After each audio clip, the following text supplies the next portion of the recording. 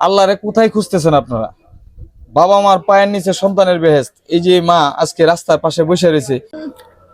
সালাম আলাইকুম।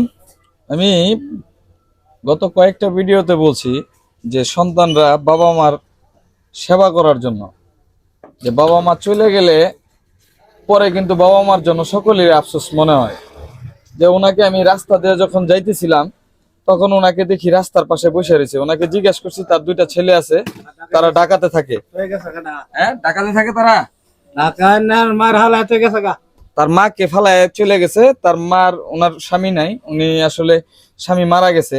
তখন ওনার রাস্তা থেকে ওটাই একটা অটো দিয়ে আমি আসলে একটা দোকানে নিয়ে আসছি আমার এই ভাইয়ের কাছে, আমার খুব প্রিয় ভাই। তার প্রেশারটা মাপার জন্য আমি চেক করতেছি যে ওনার সমস্যাগুলি কি। আসলে সকলেই বাবা মার সেবা করেন ভাই। আল্লাহরে কোথায় খুঁজতেছেন আপনারা? বাবা মার পায়ের নিচে সন্তানের বেহেশত। এই যে মা আজকে রাস্তার পাশে বসে রয়েছে, সন্তান থাকার পরে তারা বউ সংসার নিয়ে ব্যস্ত। তো তারাও তো একদিন আমাদেরকে মানুষ করার জন্য তাদের খাবার দাবার অনেক কিছু ত্যাগ করে কিন্তু আমাদেরকে বড় করছে। আসলে আপনাদের উদ্দেশ্যে বলতেছি, সকলে বাবা মা সেবা করেন, সকলে ভালো থাকবেন। আর ওনার জন্য দেখি যে প্রেশার মাইপা ওনার কি সমস্যা প্রাথমিকভাবে দেখে তার সেবা দেওয়ার জন্য আমি চেষ্টা করতেছি। সকলে ভালো থাকবেন। আসসালামু আলাইকুম ওয়া রাহমাতুল্লাহ।